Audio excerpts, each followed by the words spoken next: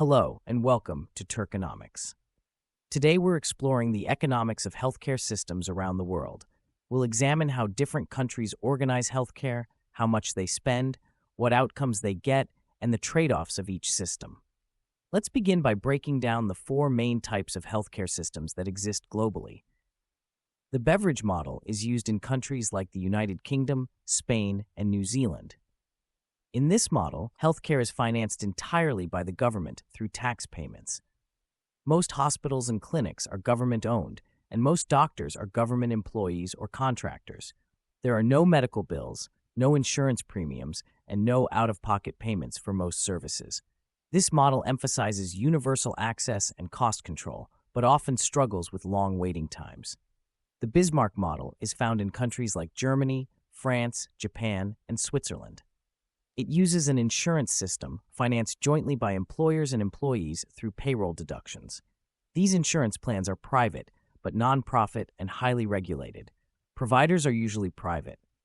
The Bismarck Model emphasizes both efficiency and access, though it comes with higher complexity and administrative needs. The National Health Insurance Model is used in countries like Canada, South Korea, and Taiwan. It combines private sector providers with a government-run insurance program that every citizen pays into. There's one insurer, the government, and it controls costs by negotiating prices.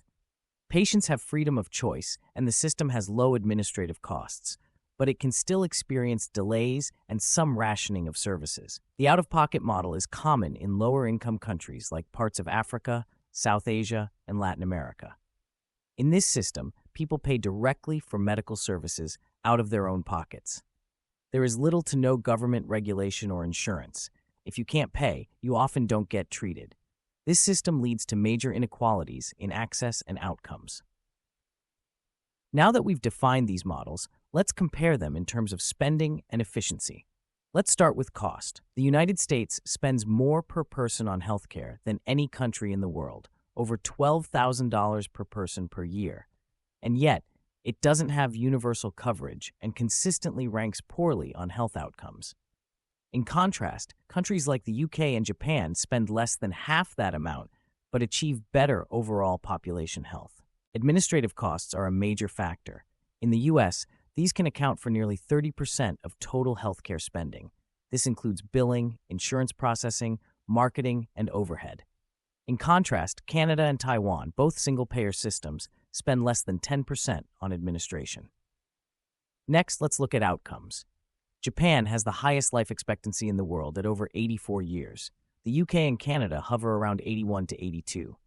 The United States, despite its spending, trails behind at about 77 years. Infant mortality is another important metric. In Sweden, it's just 2 deaths per 1,000 births. In the US, it's around 5.4, more than double. Countries with universal access to healthcare tend to perform better on basic health indicators. They're more likely to focus on prevention, early diagnosis, and long-term management of chronic conditions, all of which reduce costs and improve outcomes. But each model has trade-offs. In the Beveridge system, government control ensures access and cost containment, but can limit flexibility and slow innovation. Wait times for elective procedures can be long. In the Bismarck Model, quality is high, but it requires tight regulation and can lead to high payroll contributions. Managing multiple insurers adds complexity.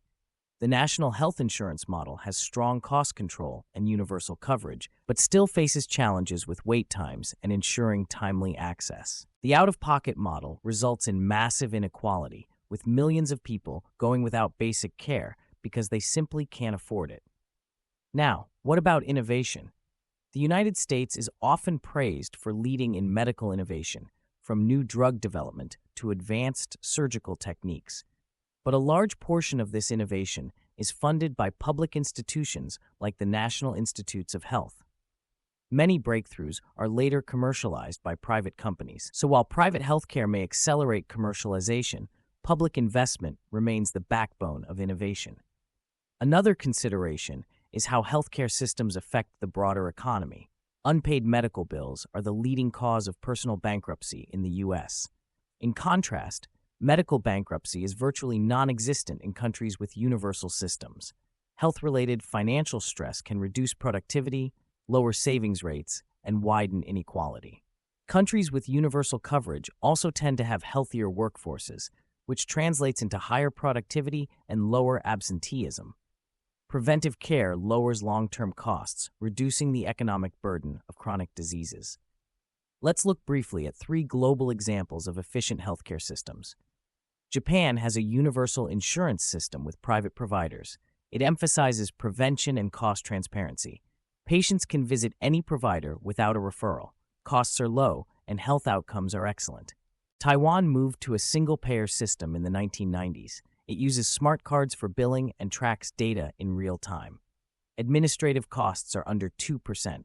Everyone is covered, and the system is extremely efficient. France combines public funding with private service delivery. The government covers the majority of healthcare costs, but patients have choice and flexibility. The result is high patient satisfaction, excellent outcomes, and manageable costs. So, what's the bottom line? Healthcare systems are not just medical structures, they are economic systems. They affect government budgets, labor markets, and national productivity. No system is perfect, but evidence shows that the most economically efficient ones tend to be those with universal coverage, strong government oversight, and a focus on prevention. Healthcare doesn't have to be a trade-off between quality and cost. Countries around the world have shown that it's possible to deliver affordable, high-quality care without sacrificing equity or innovation. Thanks for watching Turkonomics. If you found this video helpful, consider subscribing for more in-depth breakdowns of global economic issues. See you in the next one.